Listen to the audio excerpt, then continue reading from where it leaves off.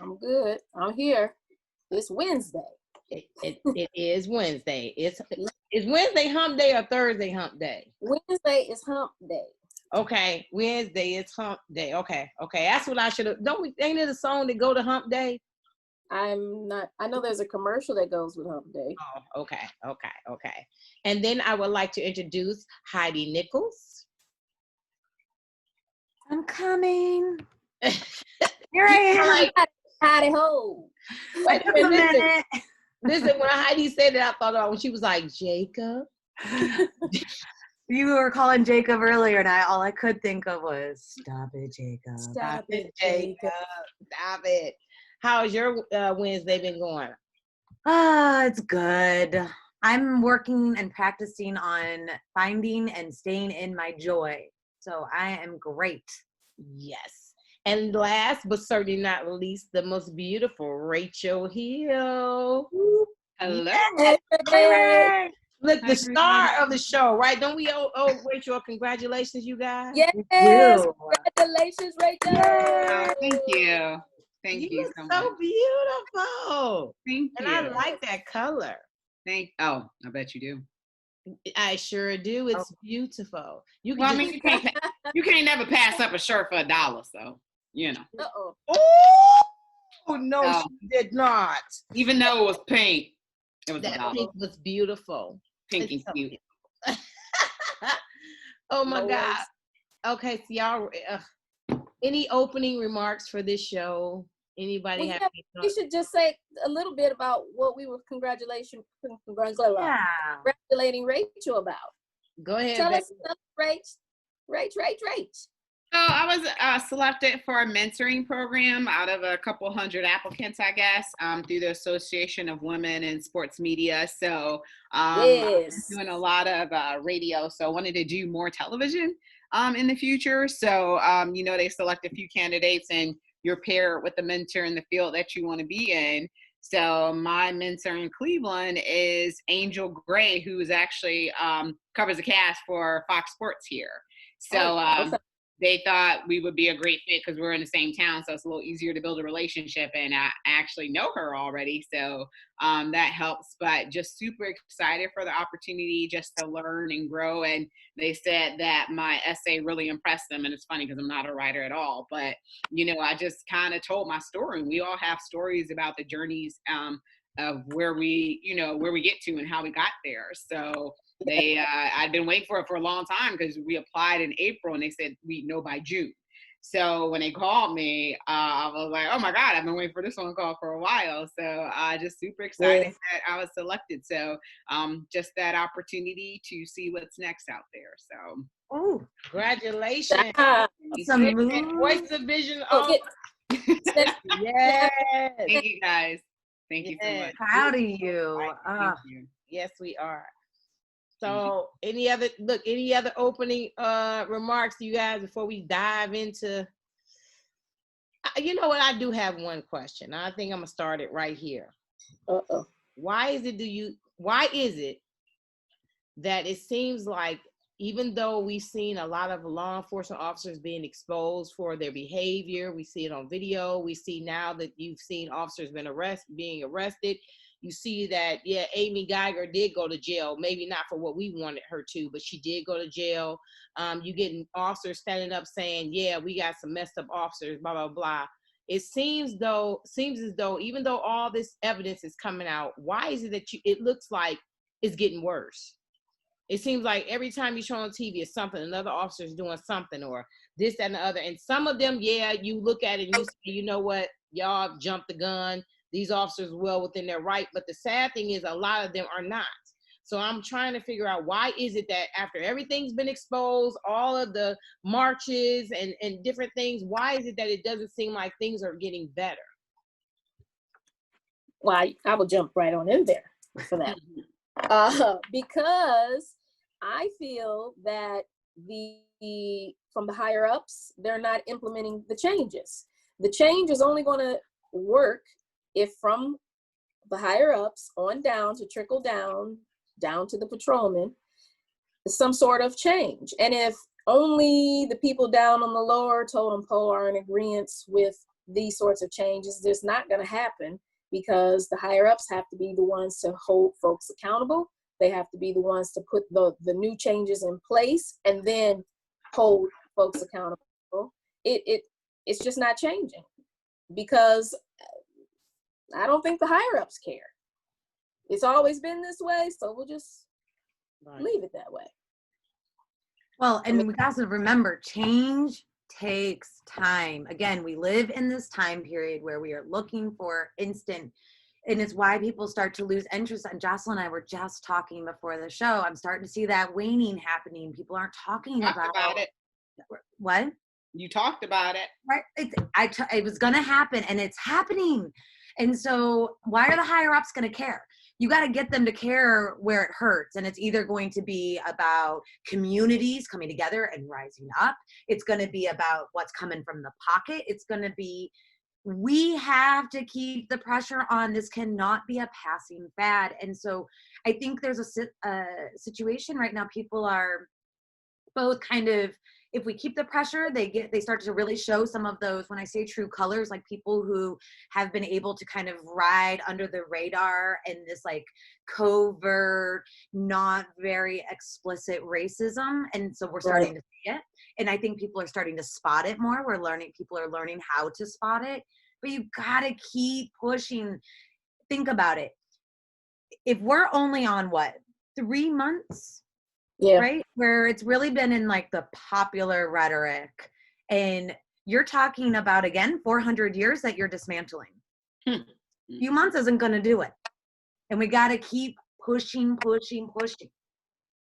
And I'm going to build off of what you said, Jocelyn, and use this as an educational opportunity. Because you had mentioned about who's the low man on the totem pole.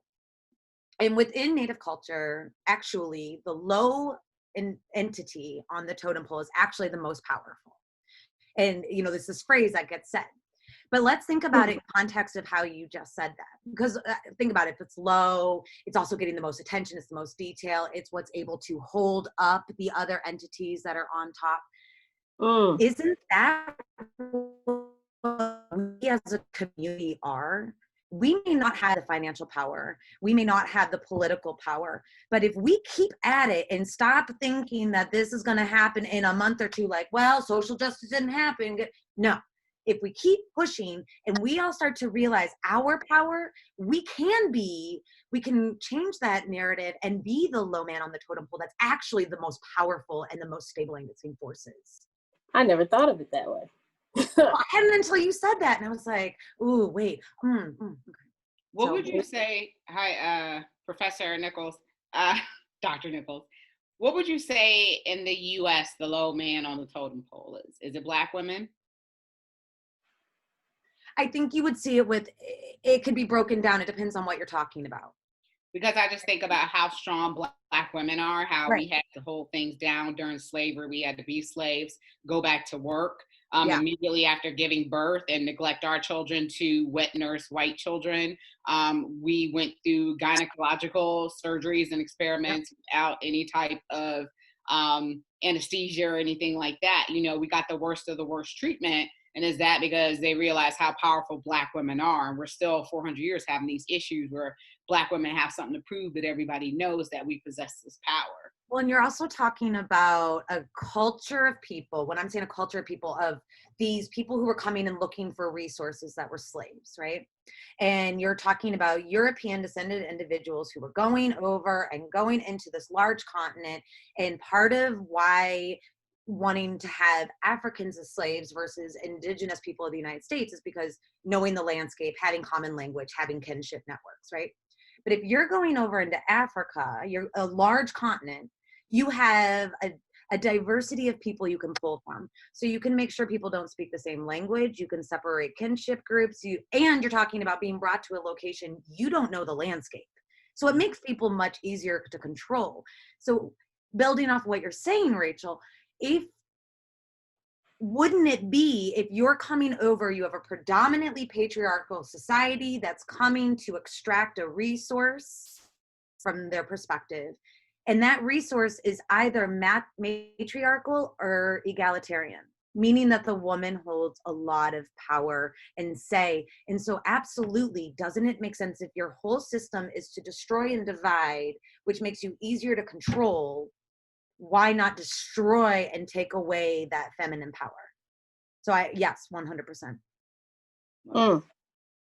Yeah, what was our original thing? Because I'm sorry, once y'all said Oh, yeah. that, I kind of, because I had something to say, but I couldn't remember because I went down another rabbit hole.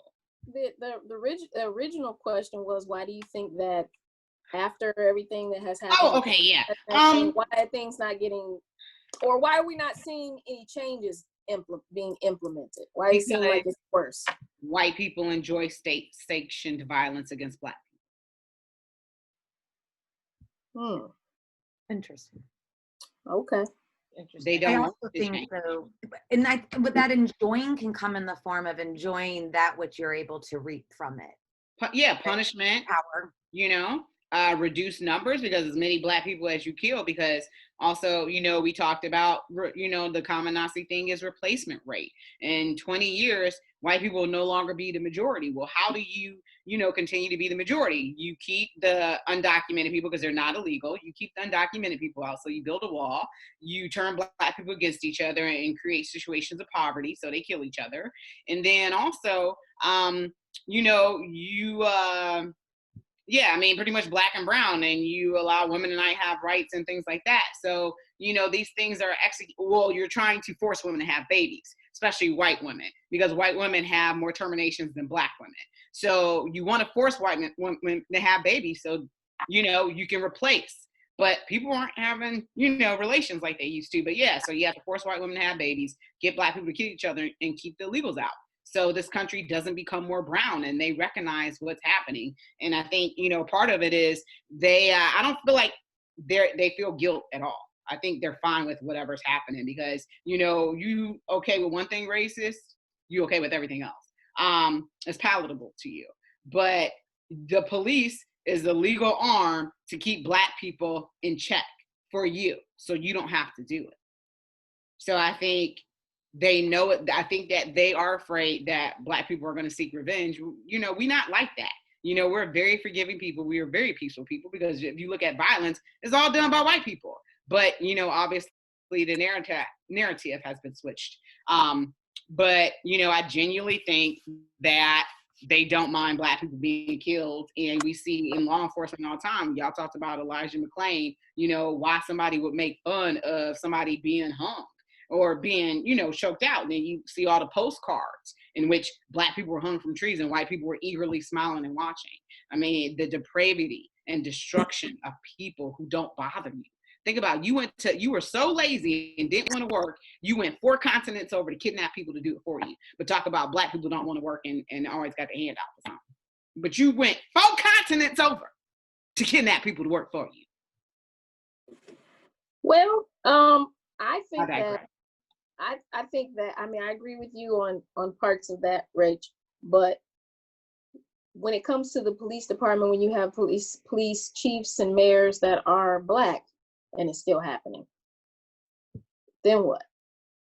That's why I was going to say that a lot of this stuff that's continued to go on, if you don't see a difference, because you should see small amounts of change. I don't care what nobody say. I understand it was 400 years and all this other stuff. I'm like, if there's really going to be a change, you should be able to see a small glimpse of change somewhere to say that this is happening. And you do see in some departments, there are chiefs stepping up saying this is not going to be tolerated, but I want you to show and prove. What I think is, like I always say, if your mayor is corrupt, your chief is corrupt, your department is corrupt. Trust me, if your heads is corrupt, the rest of that department is corrupt. And a lot of times when departments promote, they promote from within. So you will know you have an officer that's a terrible officer, but they got promoted because they write a lot of tickets and arrest a lot of people. So they create a lot of revenue for the city. But you know they have no people skills. You know they're not good in law enforcement. You know that some of them have prejudicial tendencies. You know they have problems with temperament, but you promote them to sergeant. And then the next thing you know, this same sergeant ends up being a lieutenant. Right. So now you got to remember, the guys that I started out with know what kind of person I am. They know what I'm gonna tolerate. So if I got guys that was in that good old boy clique with me, they know they can get away with anything under me because they knew what kind of guy I was as a patrolman. Now I'm their sergeant, which means that I'm watching out for them. I'm making sure that don't nothing come out because my shit is dirty too. Excuse my language, my stuff is just as dirty. So when you have that going on, you're not going to have a change within a department. I think that you have got to start making these departments responsible by saying, sergeants, you are in charge of the officers up under you. You better know how they sleep, eat, smell, stink, whatever. You need to know the guys that work up under you, because there's no way in the world that you can tell me that you got a guy on your that worked under your command as a sergeant that you didn't know was racist, or that you didn't know was having some mental health issues, or that you didn't know had a God complex. Because right. I'm saying as a lieutenant, I'm looking at my sergeant saying, your job is to supervise them. That's all your job is. How did you let that slip through? And then if I'm a chief, I'm looking at the lieutenant saying, how did you not know your sergeant wasn't doing his job? Mm-hmm. And if I'm a mayor, I'm saying, how is it that you as a chief don't know you got this running around in your department? So once you start making people responsible, and then as far as the mayor's concerned, I'm looking at city council. If you got a corrupt mayor, I'm looking at your city council saying, why is it this man is still sitting in here? Because y'all have the power to remove him. Right. So until you start, that's why I think about the higher ups. Yes, that accountability. You gotta start. I have a question for you. Trickle down. I have two questions for you, Nakia, actually. One, do you think if they take qualified immunity away, there would be better policing? Okay. This is what I'm gonna say about the qualified immunity. I think in some instances, police officers have to be protected by it, because there's some things that we have to do that if I got to use deadly force, if something's going on, you can't take it away from me, because then what means is I need to be tried just like anybody else. But if it's my job to do that and I walk in the house and a man is about to kill his whole family, he's not giving up, I got to do something. At that point, I got to put him down. But what I was going to say is I do believe that there should be some stipulations that say anytime I step outside the scope of doing my job, that means excessive force, that means violating somebody's rights, then that should mean that I automatically pull myself from under that umbrella and I should be tried just like anybody else. Right. So I think people like, a Tatiana Jefferson who, how does a welfare check turn into you shooting in there when she opened up her blinds? Absolutely. Instead of announcing yourself and passing multiple doors on the and they said multiple doors were open at her house on a hot Texas night. So you didn't announce yourself. Right. You think about Botham Jean, who was in his own apartment. And I'm sorry, I'm in the wrong apartment. Ain't no excuse to me. But, instances like that, where it's egregious and gregarious, that type of stuff. And then my second question was, I forgot what my second question was. It'll come back to you. It'll come back. Yeah, it was good though. It was good. Because just think about the situations like Breonna Taylor. Yeah. You know what I'm saying? That was egregious. That wasn't my... Exactly. That's why I said I think that when an officer steps out of his scope of his duty, what we're supposed to be doing is serving and protecting. And if we can't, then I feel like, yes, we should step outside of the scope of the color code of the law. Right. Okay, so I remember my second question. So my question is, Black people that get to higher positions in law enforcement like that, do you think that they protect whites to pander to whites because they don't want to lose their job and lose what they have as well, so they stick on code in order to protect as well, so they fall into that trap? I think in some instances it does happen, but I also think that some of the officers that you see higher up that are Black and that are kind of looks like they're protecting these officers is because these officers got dirt on them as well. That's the reason why I don't agree with. I think that your chief shouldn't come from within your department. Get somebody from that nobody knows about. Because if I came up as a patrolman with you and for a fact this person dirty, they probably got dirt on you too. And you ain't never heard no officer say nothing about this person. This is a racist officer. This Black officer never say anything, but they're chummy chum. No, I can guarantee you that officer got some dirt on that officer as well. And this is a whole nother problem, that you have dirty officers. Who, you shouldn't have to worry about having dirt on another police officer. Yep. So we have a systemic problem as well with police officers. Yes. Yes, and that's the reason why so many people in the community are saying, I don't believe in good law enforcement, because they're feeling like when I stand up and say, I believe in my heart that we have more good officers than bad officers, they're looking at me saying that's some bull, because it was true, the majority should rule. And I'm like, oh my God, I mean, what can I say? How can I defend that? I do know some good officers, but I also know equally amount of bad officers. And to me, I know some officers that are on that teetering line, that they play both sides. They can be good when it's time, but they also can play over here with the bad boys as well. They do this. So I know officers like that as well. So my thing is, if we trying to show that most law enforcement officers are good officers, then it shouldn't be all this craziness stuff that we see. We should see good things that officers are doing as well. Right. Because I'm like, if officers was so good, why is it internal affairs?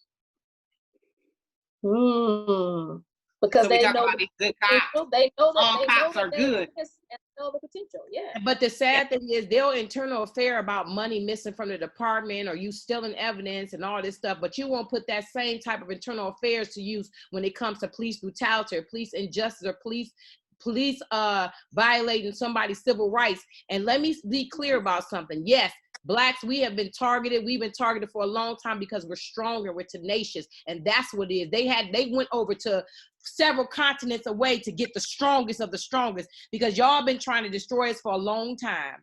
And the women, we were the mothers. So of course we were the most, just like Heidi said, we were the most valuable, because they felt like we can keep this strong woman in here. She can keep giving us these babies to keep selling out to slavery and different things. Black women have endured some of the most horrific things that imaginable. But the sad thing is that even in this day and time right now, we are still treated that way, not only by white men, but Black men as well. And I'm not trying to be disrespectful, as well as Black women, white women, Hispanic women. They all, sometimes a lot of other different races, even Hispanic women in China, they look down on Black women. Yeah. And it's a hurtful feeling, because we are very strong, and you all can learn a lot from us. That's right. They were taught to hate us and look down on us, though. I was going to say, look at when you look at shows, when you look at what are the stories that people tell, right. There's the certain very kind of specific narratives, and the narrative is of the angry Black woman who just cannot pull the family together, is either the crack addict or can't keep, one of many multiple baby mama. It's the narrative has been hyper successful. But they forgot that we were the same ones, right? But they forgot we was the same ones breastfeeding your children so they could be strong. Now you want to go back in history? Let's go all the way back. Right. Let's go way back. While you're trying to talk about how we were, baby, we was working in the fields and still taking care of your children and still cleaning your houses. Don't come for us now. You need to give us respect where respect is due now, because we've been doing this for a long time. And some of y'all African-American men, y'all really owe some of us African-American women a big apology, and some of us women owe each other a big apology, because we done forgot the struggle. It's a struggle. Any race of women, it's been a struggle. But Black women in general, we done been through some stuff. You better believe it. Please don't. They didn't forget. They didn't forget. They're intentionally telling a different story. Yeah. And it's because of knowledge of, think about, that your husband is raping and producing children with the Black woman slave. You know that this is the same woman that's in your home, knows your secrets, knows your stories. So what do you got to do? You got to vilify. This is the same person that's viewed as like hyper valuable. And so you have to sell the story. I do not think that they ever once, and when I say they, I'm referring specifically to white women and white men. I do not think that story was forgotten. I think it's been intentionally retold. And you know what else too I wanted to say real quick? I want to talk about the house nigga, the house slave. Let me be clear about one thing. I hate it when people talk about the house slave or the house nigga this. Number one, a lot of us know that the light-skinned slaves, or the the more light-complected slaves, or the more educated slaves, they were put inside of the house. Now, let me tell you the story about a house slave. A house slave was not accepted in the field. but they also wasn't accepted in the house because we were not white. So which meant that massa, if you was a woman, probably was raping you 24/7, and his wife hated you and his children hated you. So you went through hell in that house. And then when you try to connect with your own in the field, they also shunned you. So don't get it twisted. The slaves who were working in the house had it just as rough, if not rougher, than the slaves in the field. So y'all need to check yourself with that house nigga mess. That's right. Say it again. I can't stand that. In the back, Kai, in the back. It was done intentionally to conquer and divide and create strife within our race based on colorism. When could you imagine if they would have stood together, y'all, how powerful that would have been if the slave in the house know the masters, know his how he moves, what he does, learns his routine. He could have been telling the slaves in the field, listen, this is the time to get up and move. This is when it's, you understand, but they kept us divided. But the same thing we're doing today. Right. Exactly. Right to today, now. What has changed? It's a very effective strategy, as you can see. And I've always said the seeds of yesterday bear evil fruit today. And black men and black women, we can't get along for nothing. That's right. We need to really pull this together. That's rooted in slavery. Yep.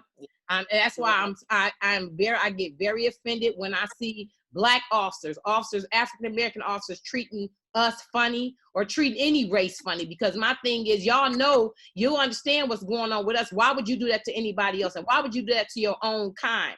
That's a problem for me. And I also have a problem with this damn us killing one another. I got a serious problem with that.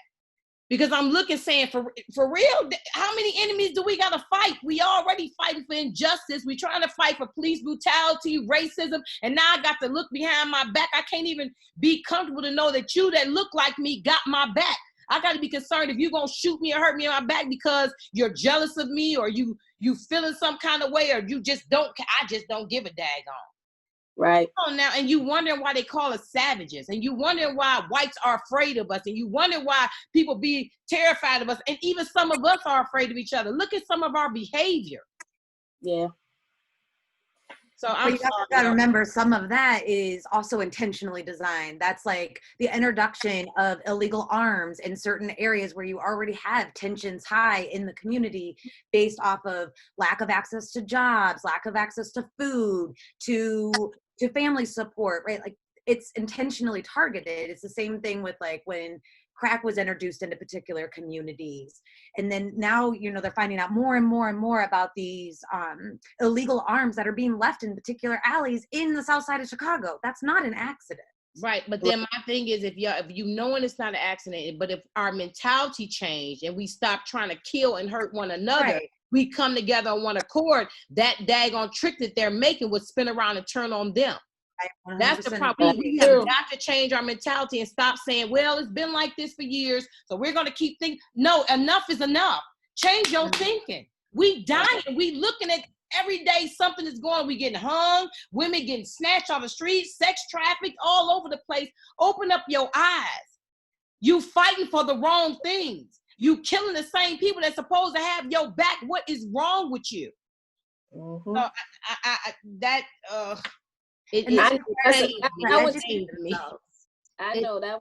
it pains me. Okay, y'all, we're gonna share this video with you guys. I can't wait.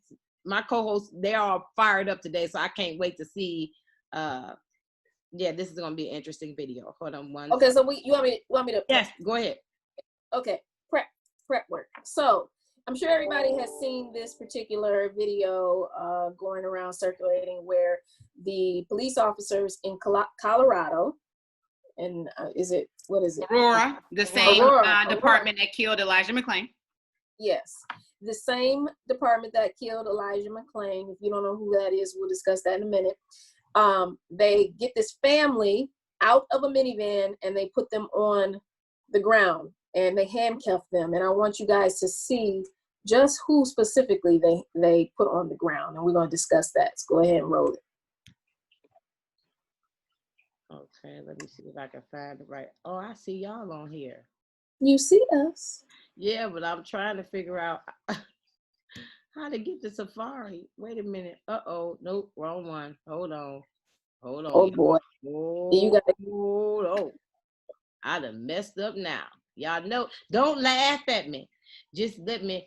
I'm gonna laugh at you today. I'm laughing at you today. You know why I'm laughing at you today? Because you had it prepped. I had it prepped today. Yes, I did. And I messed up, you guys. And you fumbled. What happened? I fumbled the ball, y'all. I fumbled the ball. Okay, hopefully this will be it. I hope. All right. Let's try this one more again. One more again. Okay. Y'all know what that means? One more again. One more again. One more again. One more Okay, go. I think I got it. I think Houston, I think we have it. I think we got it. Okay, hold on. Let me make sure I make this big so that everybody can see it. We're good. The video is shocking. A Black family is ordered to the ground, even a 6-year-old girl, and they are terrified.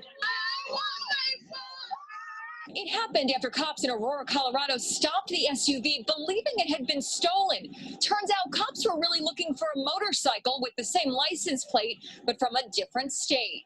The driver, Brittany Gilliam, was with her sister and their daughters, heading for an afternoon at the nail salon when they were pulled over. It was heartbreaking. And then they hear their screams and they're yelling, and it's like, you know, they got me handcuffed, so there's nothing I can do. A bystander recorded the incident on her cell phone. They had a gun. These kids? Can I get you guys off the ground? At one point, an officer helps the girls sit up. Cuffing everybody, guns on everybody under these conditions is absolutely excessive force. Police are now apologizing. I have called the family to apologize and to offer any help we can provide, especially for the children who may have been traumatized by yesterday's events. It's the same police department that is facing condemnation for the death last August of Elijah McClain, the young man who was placed in a chokehold on his way home from a store. He later died in police custody. Now this.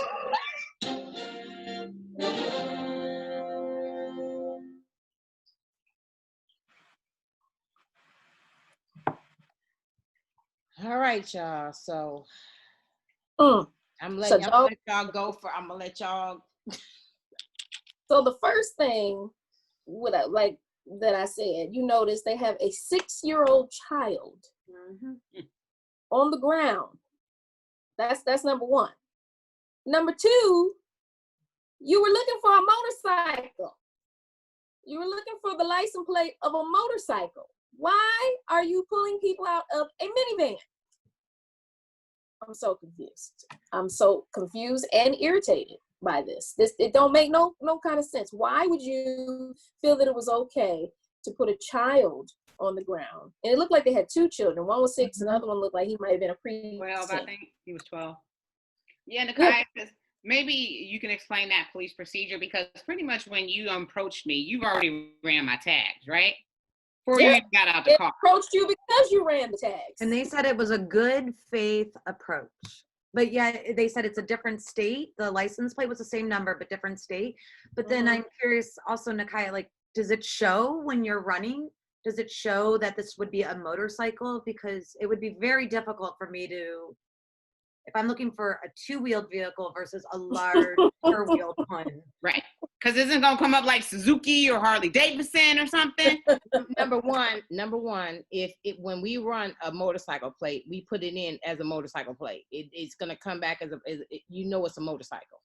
I have no idea whether these officers jumped off too half-cocked and maybe the dispatcher was given the plate over the radio. It's just weird for me to believe that all these officers, nobody heard that this was a motorcycle, because that's the first thing you would say. A motorcycle was stolen from such and such. This is the plate, out-of-state plate, blah, blah, blah, blah, blah, blah, blah. So my mind is saying I'm looking for a motorcycle. So I don't understand. That's one thing I want to figure out. How did they get this minivan, this motorcycle mixed up? The only difference was they're saying the plate number was the same as the motorcycle plate, but it was an out-of-state, a total different out-of-state plate. So number one, if they were listening, they would have known they had the wrong plate. If it had been me, and say for instance, just for giggles, they gave the plate out and I didn't hear there was a motorcycle. When I pulled the vehicle over, the first thing I would have did was, of course, I would have said I'll be out with the minivan, license plate, blah, blah, blah, blah, blah. At that point, I would expect my dispatcher to say, okay, this is not the plate we're looking for. We're looking for a motorcycle. So I'm trying to figure out, how did this escalate so fast? Number two, if I would have walked into the car, we'd have walked through the car on a felony stop at that point, especially if we're thinking the car is stolen, and I would have seen another young girl with children in the car, my mind would have said, we might have the wrong vehicle.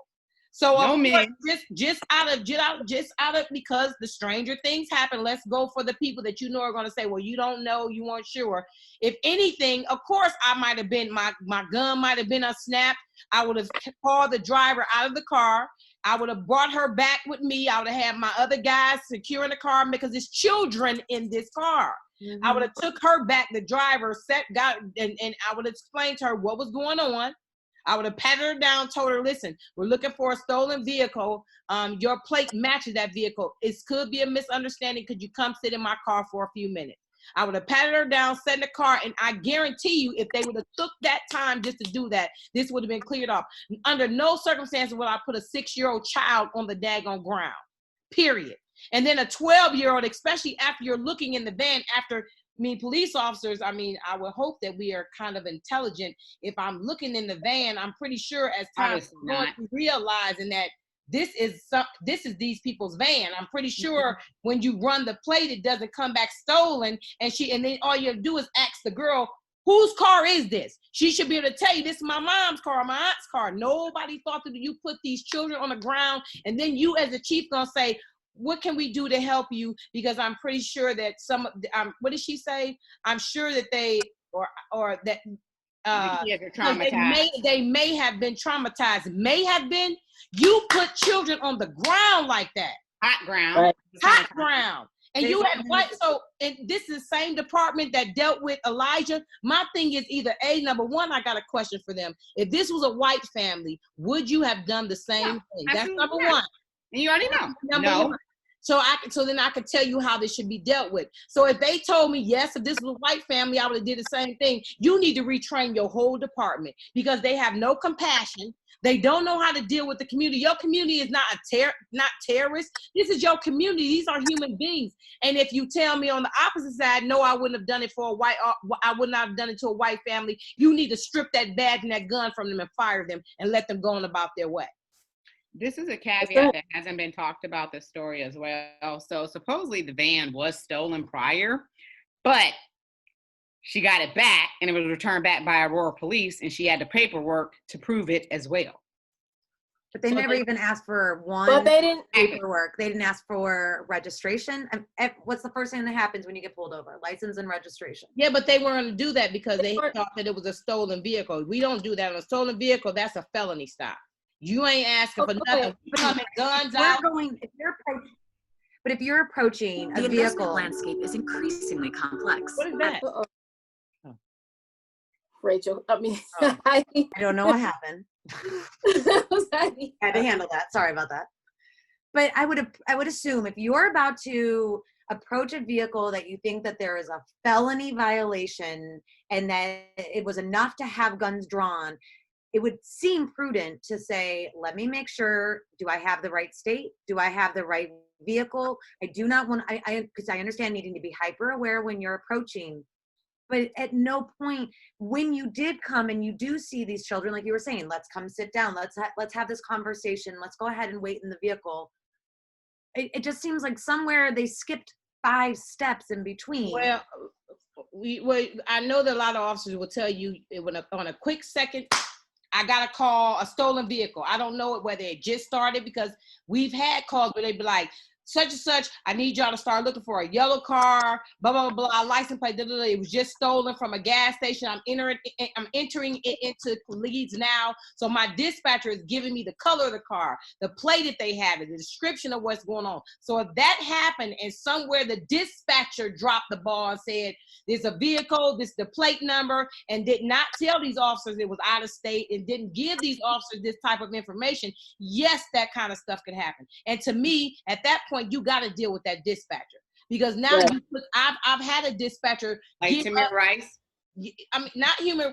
Yes, Yes. Yeah. I was like, yeah. Yes, I mean, I've had a dispatcher dispatch us to a burglary, a possible burglary in progress, and then give us the wrong address and put us right in front of where it was happening, which is dangerous because if it was happening there, we would have been shot up. And we thinking, you know what I'm saying? Yes, we end up right in front of the house where it was happening. She gave us the wrong address. So I don't know whether the call came out as it's a stolen vehicle, this is the plate number, blah, blah, blah, blah, or did that happen, or did these officers fly off half-cocked? Because on a felony stop like that, Heidi, you're going to be over alert. You know, unfortunately, you got 12 and 13-year-old boys. Y'all know that in Cleveland, that steal cars. Yeah. So you got to be concerned. But I'm saying when I walked into that car, at that point, you got to use your wisdom, your judgment, and your discernment. If I just saw this girl with these babies in this car like this, my mind would have said on a 6-year-old. Right, my mind would have said, number one, if they just said the car had just been stolen, I don't think that this girl is going to be lollygagging with her family in the back of the car and she just stole the car. That doesn't make sense, because I would immediately said, do you have a description of who of the suspects? That would have been my other question. Can you describe the vehicle again to me? You know, the plate. Well, they didn't care about that. Right, at that time. So question. So let's say this car was in fact stolen. We'll say the mom stole it, but the other people in the car had no idea. Right. I mean, it really was in fact stolen. Right. You get there, you see a 6-year-old child and a 12-year-old child. Right. Would you still put those children on the ground, or you would put them in the car? I would take those children out the car, and being a female officer, I would get an officer that's good with children to explain to them. Like, I would take the little girl out and I would talk to her and I would let her, first of all, unfortunately, we got to pat down everybody. And it's sad to say that in this day and time, but it's all about tact. I might have said, hey, baby, you know, I would have tried to move her away, calm her down, let her know, sweetie, I just want to make sure you got anything in your pocket, got anything that, you know, anything on you that might hurt you, because I'm gonna sit you in the back of my car for a minute. I'm not gonna put no cuffs on you. Let me talk to you. You have to, you gotta get on their level. I'm just saying, but I've taken a gun off an 8-year-old boy, a real gun. That's why I said y'all don't, a lot of people don't understand some law enforcement officers' attitude, the good officers. We have to be careful. I took a loaded revolver off of an 8-year-old child. Right. So I gotta pat her. I have to make sure she's good. Yeah. So I would do it in a manner you can tell a child is scared of the daggone police, and a child and then the 12-year-old boy, of course, I gotta pat him down too. But I would make sure that I try to make him as comfortable as I can, unless he was doing something that made me feel. But I'm a grown woman. If I can't control a 12-year-old boy, there's a problem. So I would pat him down and sit him in the car, and then I would do what I need to do with the parents. I've had to arrest parents in the presence of their children, and usually if they treat me with respect and it's not a problem, I usually will tell them, I'm not going to put you in cuffs in front of your children. Mm-hmm. That's because you're a cop with compassion. Mm-hmm. And that's my issue. The difference. Is it lack of training with this department? Because I heard you and Jocelyn speaking about somebody. I wanted you guys to touch on it, about somebody taking a picture in front of Elijah's memorial or something. The officers who were involved in the death of Elijah McClain. I'm gonna say the murder, because that's what it was. Absolutely. They went back. There was a memorial that was made at the area, the spot where he died, where this happened, and they're taking pictures, selfies in front of the memorial, laughing and smiling. These are the officers, and they did with the arm around the neck and laughing and smiling in front of his memorial. But they didn't see how that could be what's the word? How that could be offensive or anything like that. Yeah. And they said in the text, and part of the text message was, I sent it to one of the other officers who had been a part of it, and said, just to brighten your day. So that tells you what's the mentality of those law enforcement officers on that department. Jacked up, rotten to the core, like the lawyer said. Just what I said. You need to dismantle that whole department from all defund them. All over again. And while we're talking about defunding the police, we were all talking about this earlier, the defunding part. Heidi, I know you kind of want to touch on it because we got like 10 minutes. I really want to get this out here, the defunding part. Well, some of the defunding conversations, a lot of it is rhetoric, right? And so when people are hearing, and I was watching some of Trump's campaign ads where they basically, they're fear campaigns, and it's, they'll have the phone ringing and nobody's there to answer while you're in the middle of assaulted. And then they're like, well, that's because people want you to defund the police. And there's really interesting research out there. I'd be happy to put links up if that's helpful. But when we're talking about defunding the police, that doesn't, I think it's the term. Defund makes it sound like stripping all monies away from that part of the operating budget. But really, when you're looking at the concept of defunding the police, it's talking about reallocating. And so it's, instead of having such a large proportion to police officers specifically, it would be, some of that money would go to training police officers, working on things like bias trainings and community outreach and community connection. But it's also about after school programming, about having programs for at-risk youth, about having programs for rehabilitation for people post incarceration or drug or alcohol addiction or physical abuse. And I was reading this great article that was really comparing, that's how you ended up with what we understand as a suburban police, and predominantly within affluent white communities. This is exactly the structure.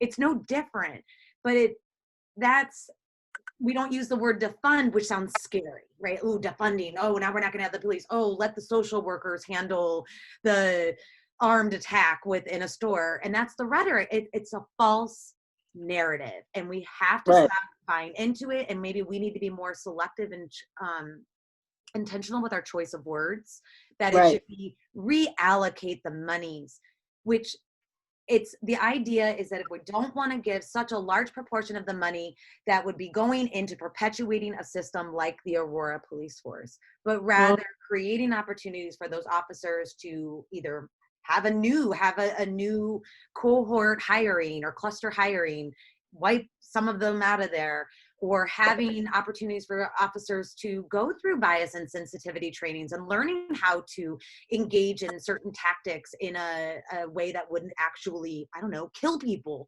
or how to de-escalate a situation. You know, not everybody comes in, as we've seen over and over again, as officers like Nakia who have and hold that compassion for their fellow human.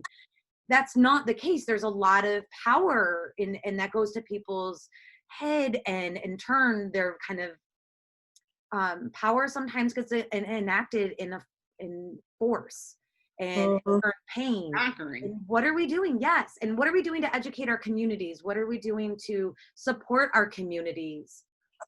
That's more or less what the whole argument is about defunding the police. So basically, it should be called allocating or reallocating or redistributing or restructuring, rebudgeting, restructuring. But you know what the sad thing is, y'all, and that I think a lot of people don't realize is, do you understand that there are a lot of police departments that are running underfunded? So when you start talking about defunding the police, because you're trying to move money to help here or there, some of these departments don't have training because they don't have the money to be trained. So if you have to be very careful, because if you do that, now you won't get things even worse than what it is, because a lot of these officers need to be retrained. They almost need to go through the academy all over again. You know what I'm saying? And it's almost scary. And with reallocating these funds, you got to make sure that who's going to make sure that the cities are accountable for where they're putting these funds at? Who's going to decide where the funds go? That's my other question. And are you going to be putting it in the community, into the community that's going to help the community and the police to bridge the gap? So you got to have some kind of program that's going to have them working together. Right. If you don't have that, you're defeating the purpose. Well, and that's, you're getting into budgeting, and when we're going into any of our like city council meetings and paying attention to those budgets, we have a say when we go in and can vote on certain things and paying attention. Did I get stuck? Vote on the people. Right. Yeah. You froze, Heidi, but she'll probably come back through. So I have a question. Would defunding the police or reallocating, rebudgeting, that whole thing. Would that also apply to how we train at the academy? Could that also, or is it per department? It can include. We don't know, because it's different academies for different places. So I don't know if the academy will fall under that. Like, it depends. Like Warrensville doesn't have its own academy, so they send us to either CCSO, right, or Cleveland Heights, or and Cleveland has their own personal academy. So Cleveland sends all their cadets to Cleveland. So they defunding them may affect their academy, but I don't know about private academies.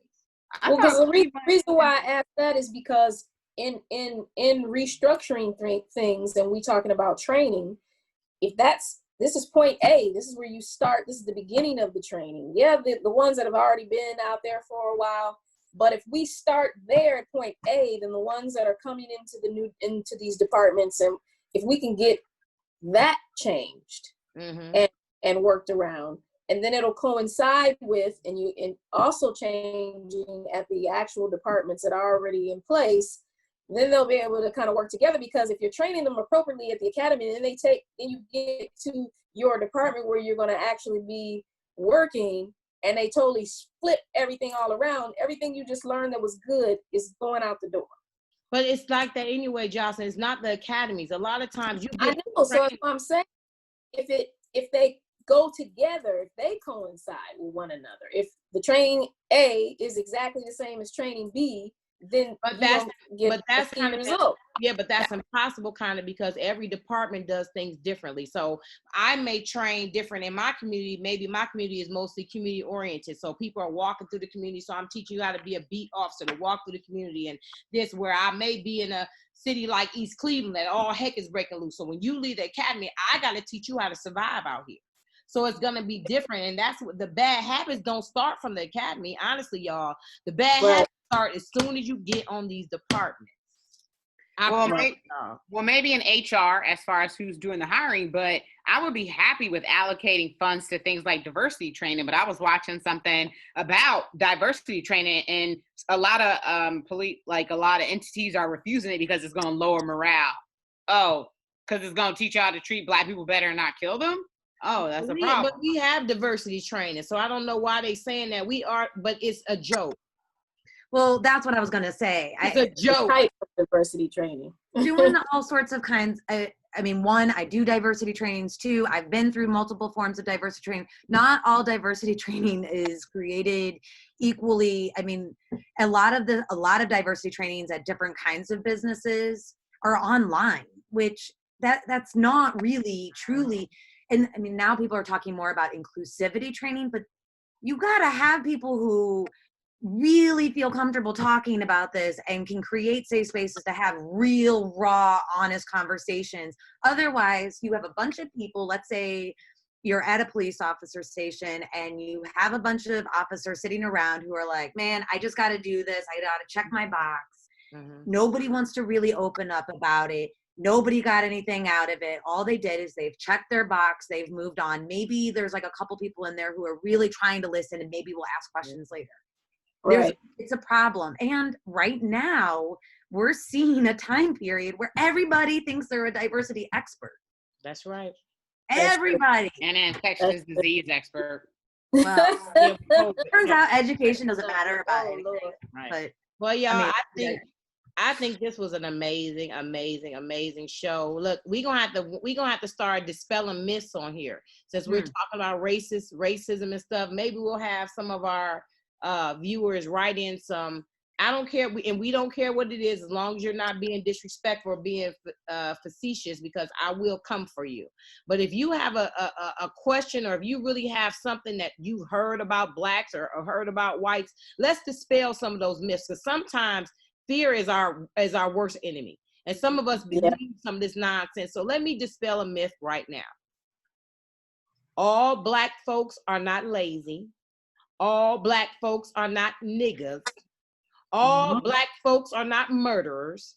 All Black folks are not hate people and nasty. That is not true. So let me dispel that myth. Just like we know all white folks ain't racist, we know that all white folks ain't just hate people that walk around with hate in their heart, just evil. The little myths that we hear, all white folks is demons. We know that that is a lie too. So let me dispel that myth too.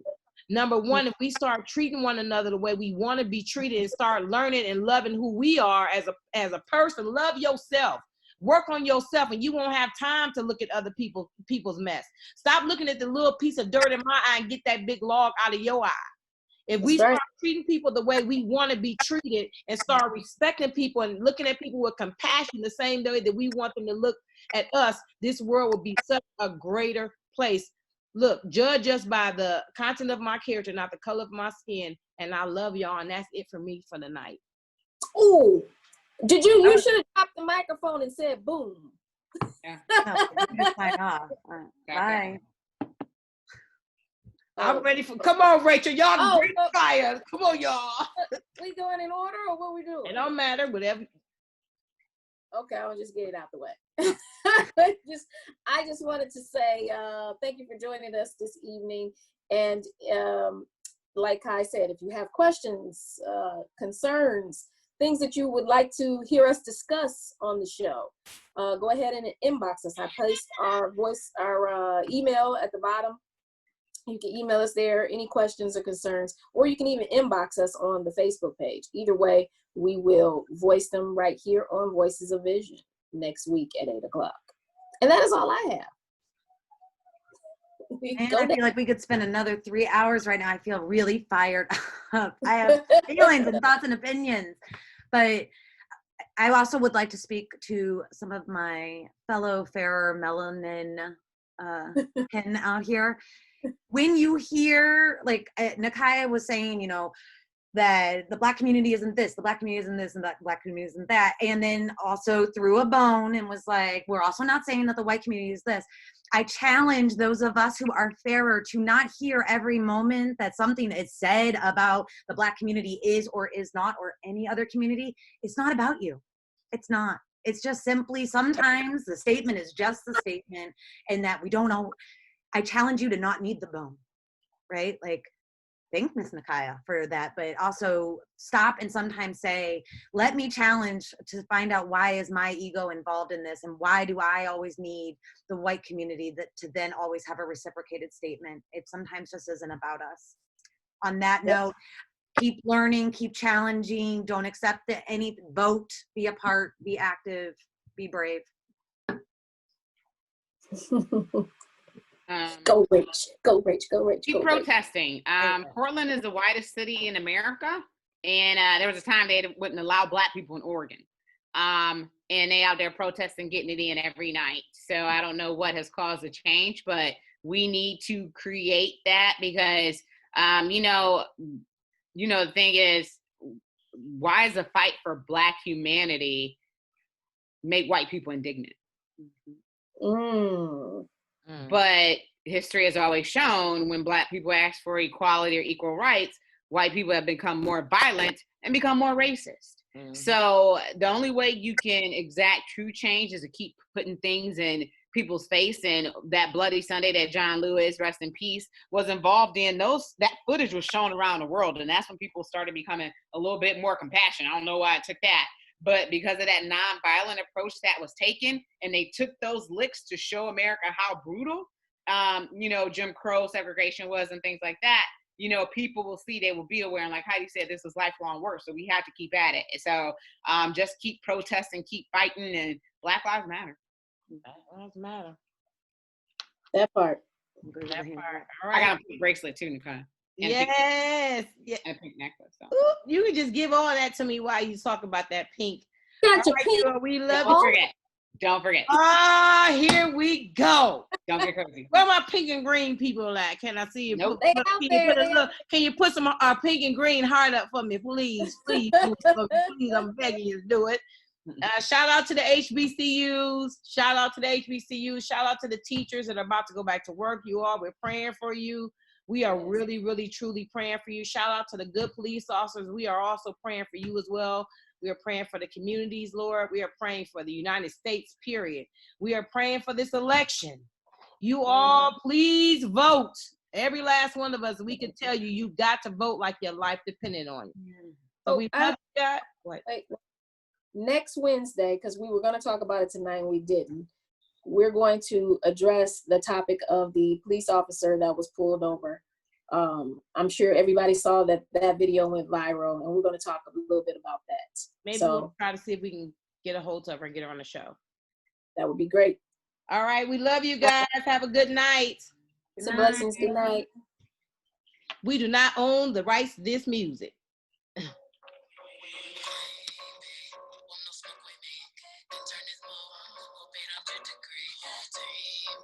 Just cause she's a trade fly, she's so bougie. I'm a savage, attitude nasty. Talk big, but my bank account matching. Hood, but I'm classy. Rich, but I'm ratchet. Haters kept my name in their mouth, now they gagging. Bougie. He say the way that thing move is so move. I tell him, bro, we gotta keep it lowly, me the room key. I done bled the block and now it's hot, Tunchi. I'm moved and I'm moving. I'm a savage. Classy, bougie, ratchet. Sassy, moody, nasty. Acting stupid, what's happening? I'm a savage. Classy,